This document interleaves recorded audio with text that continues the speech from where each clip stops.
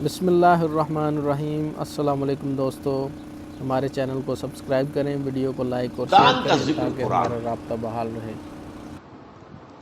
یہ بات بہت سے لوگوں کو عجیب لگے گی۔ پاکستان کا ذکر قرآن میں آج سے 1400 برس پہلے۔ اس کے ضمن میں پہلے تو آیت سن لیجئے، آیت نمبر 10 ہے یہ سورہ انبیاء کی۔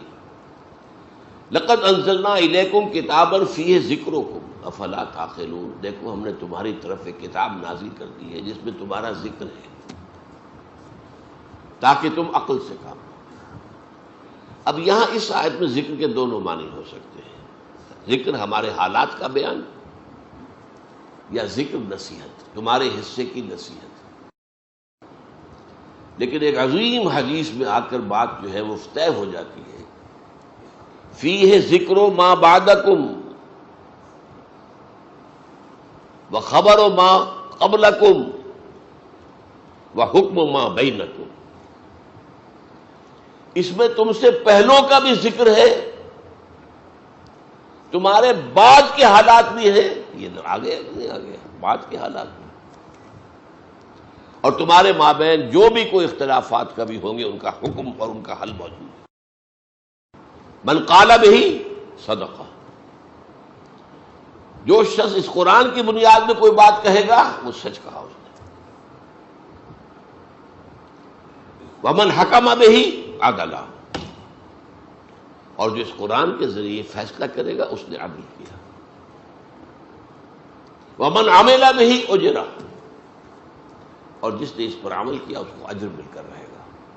ومن دعا الیہ فقد ہدی الی صراط مستقیم، جو اس قرآن کی طرف بلائے گا لوگوں کو اس کی ہدایت ہو گئی سیدھے راستے کی طرف۔ وَاذْكُرُوا إِذْ أَنْتُمْ قَلِيلٌ، یاد کرو ذرا جب تم ہندوستان میں، اب یہ میں ایڈ کر رہا ہوں، اقلیت میں تھے، ہندو 4 گنا زیادہ تعلیم یافتہ، سرمایہ دار، انگریز کے قریب، انگریز نے حکومت چھینی تھی مسلمان سے، مسلمان کو وہ سمجھتا تھا اس میں بغاوت کے جراثیم ہے۔ ہندو کے لیے کیا تھا؟ چینج آف ماسٹرز، پہلے مسلمانوں کے غلام تھے اب انگریزوں کے ہو گئے، ان کے لیے تو کوئی بڑی بات تھی نہیں۔ اس وقت جو خوف طاری تھا، وَاذْكُرُوا إِذْ أَنْتُمْ قَلِيلٌ مُسْتَضْعَفُونَ فِي الْأَرْضِ، زمین میں تمہیں دبا لیا گیا، ہندو غالب تھا۔ جو پروونسز جو تھے جہاں مسلمان اقلیت میں تھے وہاں کو ہندو غالب تھا، میجورٹی میں بھی تھا، میجورٹی کے صوبے جو ہے مسلمانوں کے، وہاں کے زمینداروں کی زمینیں ہندوؤں کے پاس رہن تھی، اور اگر کوٹا سسٹم نہ ہوتا تو یہاں تو مسلمان کو تعلیم یافتہ ہوتا ہی نہ، میڈیکل کالج میں کوئی مسلمان داخل ہو سکتا تھا، انجینئرنگ کالج میں کوئی مسلمان داخل ہو سکتا تھا، وہ تو کوٹا بنا دیا گیا ہے، اتنے % سیٹیں ملیں گی چاہے نمبر کم ہو۔ وَاذْكُرُوا إِذْ أَنْتُمْ قَلِيلٌ مُسْتَضْعَفُونَ فِي الْأَرْضِ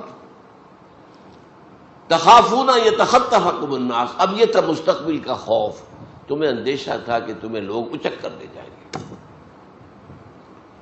ہندو چھا جائے گا، ہندو ایکسپلائٹ کرے گا، ہندو تمہارا مذہب تبدیل کرے گا، ہندو تمہاری زبان ختم کر دے گا، ہندو تمہارا کلچر ختم کر دے گا۔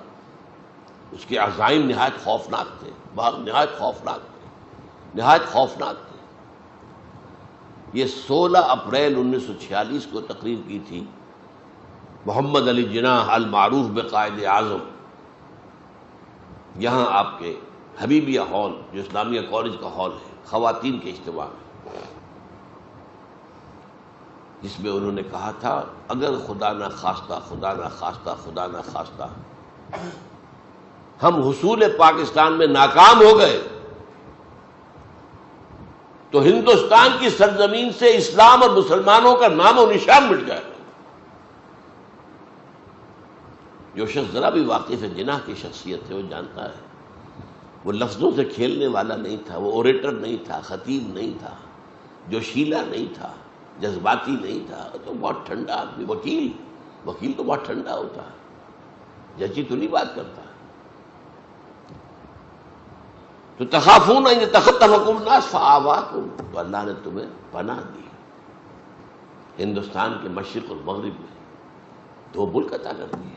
آؤ، کم سے کم اس وقت کے ہندوستان میں جو مسلمان تھے ان میں سے 2/3 کو ہندو کے غلبے سے بچا لیا. 10 کروڑ کل آبادی تھی ہندوستان میں مسلمانوں کی اس وقت، اس میں سے 6.5 کروڑ یہ مشرقی پاکستان مغربی پاکستان میں آ رہے ہیں، ہندوستان میں رہ گئے 3-3.5 کروڑ. تو کم سے کم یہ تو بچ گئے نا. تو ان حالات میں اللہ اپنا احسان گنوا رہا ہے. فآواکم، تمہیں اللہ نے پناہ دی.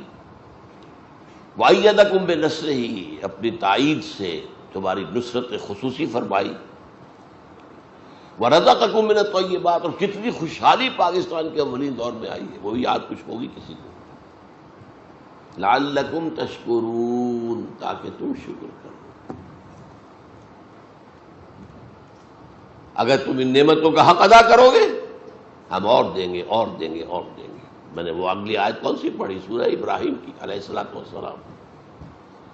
وَإِسْتَأْذَنَ رَبُّكُمْ، جبکہ تمہارے رب نے اعلان کر دیا تھا لَإِن شَكَرْتُمْ لَأَزِيدَنَّكُمْ وَلَئِن كَفَرْتُمْ إِنَّ عَذَابِي لَشَدِيدٌ. اگر تم ہمارے انعامات پر شکر کرو گے، ان کا حق ادا کرو گے، ان نعمتوں کا حق ادا کرو گے، یہ آزادی ہم نے تمہیں دی تھی اس کا حق ادا کرو گے، تاکہ اس آزادی کو اللہ کے قدموں میں ڈال دو. اے اللہ، ہم تیرے غلام ہیں. ہماری آزادی وہ نہیں ہے، مادر پدر آزادی نہیں ہے. ہم آزاد ہونا چاہتے تھے ہندو اور انگریز سے، تاکہ تیرے بندے بنے، تیرا دین قائم کرے. اگر یہ ہم کرتے لَأَزِيدَنَّكُمْ، میں اس آیت کی روح سے لازم سمجھتا ہوں کہ پاکستان بھارت کے اور علاقے فتح کرتا، کم سے کم کشمیر کا تو سوال ہی پیدا نہیں ہوتا، جانے دیتا. لیکن ہم نے پہلے روز سے ناشکری کی، اللہ کے دین کی طرف قدم نہیں بڑھایا. میں اس میں نہیں جانا چاہتا کون ذمہ دار ہے، پوری قوم ذمہ دار ہے. البتہ مختلف افراد کی اپنی اپنی جگہ اہمیت ہوتی ہے، اس کے اعتبار سے کسی کی ذمہ داری زیادہ ہے، کسی کی کم ہے. لیکن لعلکم تشکرون نہیں کرو گے تو عذاب. اللہ نے 25 برس قمری اعتبار سے 25 برس مہلت دی، پھر عذاب کا پہلا کوڑا پڑا مشرقی پاکستان. 93,000 ہمارے قیدی ہندو کے ہاتھ. کتنا اسلحہ، کتنے ہمارے جہاز، کتنے ہمارے ٹینک ہندو کے پاس گئے. ہمارا مورال زمین پر پاتال میں، ہندو کا مورال آسمان.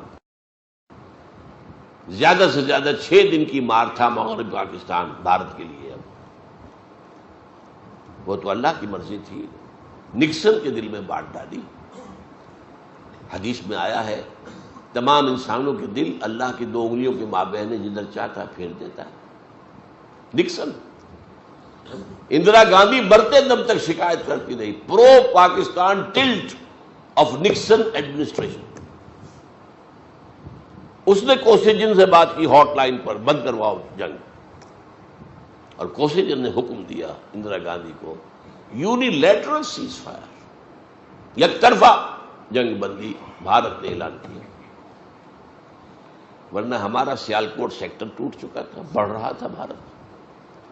راجستھان سیکٹر ٹوٹ چکا تھا، بھارت تیزی سے بڑھ رہا تھا. لے دے کے جنرل ٹکا خان موجود تھے صرف، اور یہ سلیمان کی میں ٹاسک فورس لے کر بیٹھے ہوئے تھے. صرف ایئر فورس ہماری پیرالائز کر دی تھی بھارت نے، جبکہ 1965 کی جنگ ہم نے ایئر فورس کی وجہ سے جیتی تھی. لیکن 71 میں آ کر روس نے ان سے ایسے ہیلی کاپٹر دے دیے تھے جن کے اندر کہ وہ ایواکس لگے ہوئے تھے، ذرا سا بھی ہمارا جہاز حرکت کرتا تھا انہیں پتہ چل جاتا تھا. اور ہماری بیچاری کیا، ہماری نیوی ہے ہی کیا، بھارت کے مقابلے تو کوئی حیثیت ہے ہی نہیں. ہماری بیچاری نیوی، اس کو آ کر وہ کیماڑی میں مار کر گئے ہیں، یہ بھی یاد ہے کہ نہیں. بہرحال یہ پہلا کوڑا تھا کہ دوسرا اور بڑا کوڑا تنا ہوا ہے. یہ دوسری بات ہے، معجزہ ہو جائے، اللہ اس قوم کے دلوں کو بدل دے، جس میں توبہ، حقیقی توبہ پیدا ہو جائے، اللہ کی طرف رجوع پیدا ہو جائے، خشوع اور خضوع ہو جائے، ایک عوامی سطح پر عزم مصمم پیدا ہو جائے، اسلام کے لیے جینا ہے، اسلام کے لیے مرنا ہے، اور تن من دھن اسلام پر نچھاور کر دینا ہے۔ کوئی عجب نہیں، قوم یونس پر بھی عذاب کے آثار آ چکے تھے، اس کے بعد توبہ کی قوم نے، تو اللہ نے عذاب واپس لے لیا۔ یہ ایک ہی مرتبہ ہوا، تاریخ میں ہوا ہے، اس کا بھی ایک خاص سبب تھا، وہ میں بیان نہیں کر سکتا اس وقت۔ آگے چلیے، کس قدر پیارے الفاظ ہیں یہ، یا ایھا الذین آمنوا لا تخونوا اللہ والرسول، دیکھو اے مسلمانوں، اللہ اور اس کے رسول سے خیانت مت کرو،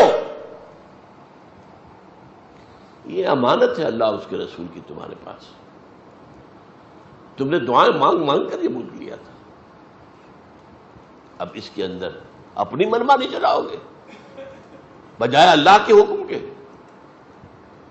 اپنی قانون سازی کرو گے بجائے شریعت کی تنفیذ کے، اس سے بڑی خیانت کیا ہوگی؟ یا ایھا الذین آمنوا لا تخونوا اللہ والرسول وتخونوا اماناتکم، آپس میں بھی ایک دوسرے کی امانتوں میں خیانت نہ کرو۔ سب سے بڑی جو ہے امانت وہ یہ پاکستان ہے تمہارے پاس اللہ کا، وانتم تعلمون، جانتے بوجھتے ایسا نہ کرو۔ واعلموا انما اموالکم واولادکم فتنہ، اور جان لو تمہارے مال اور اولاد فتنہ ہے، یہ تمہیں دنیا ہی میں مگن رکھتے ہیں۔ کافر کی یہ پہچان کہ آفاق میں گم ہے، فکر معاش ہے، اولاد کی تعلیم بہتر سے بہتر ہو جائے، 10,000 20,000 فیس دینی پڑے کوئی بات نہیں، کہیں سے لے لیں گے، ڈاکہ مار لیں گے، رشوتیں لے لیں گے، غبن کر لیں گے،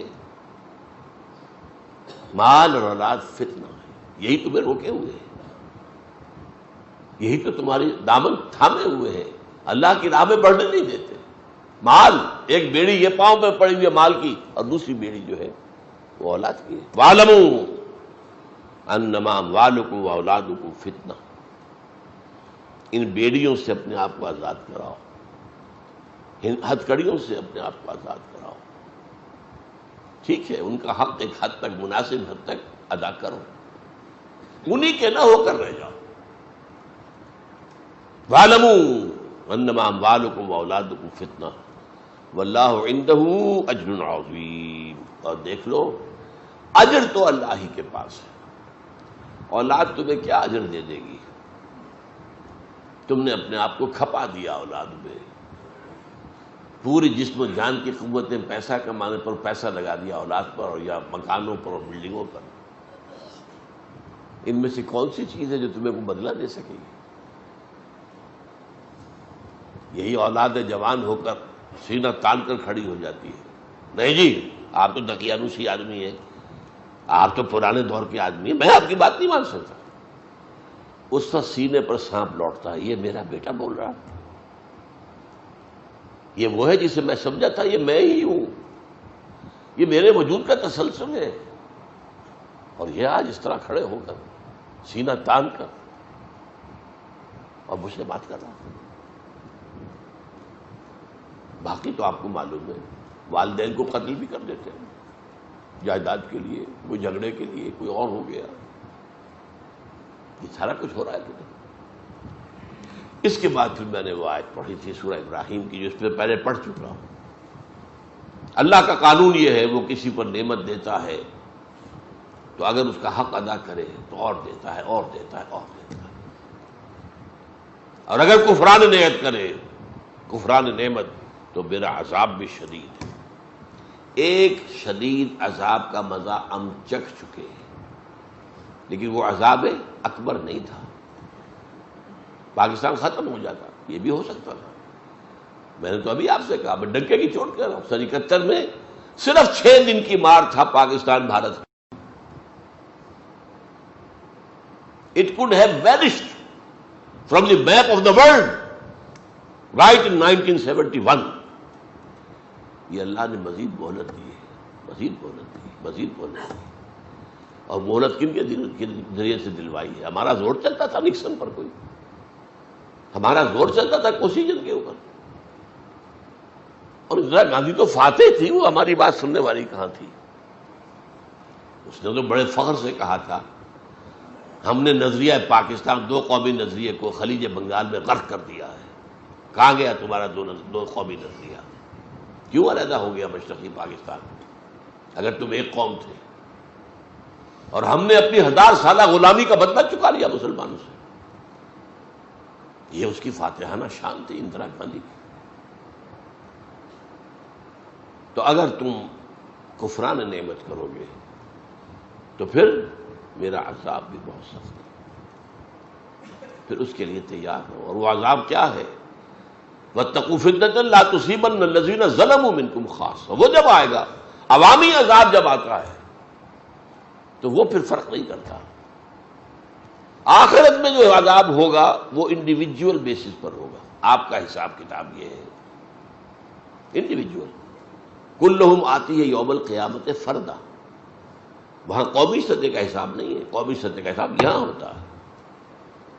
اور یہاں پر پوری قوم پکڑی جاتی ہے. جیسے کہ میں ہسپانیہ کی مثال دے چکا.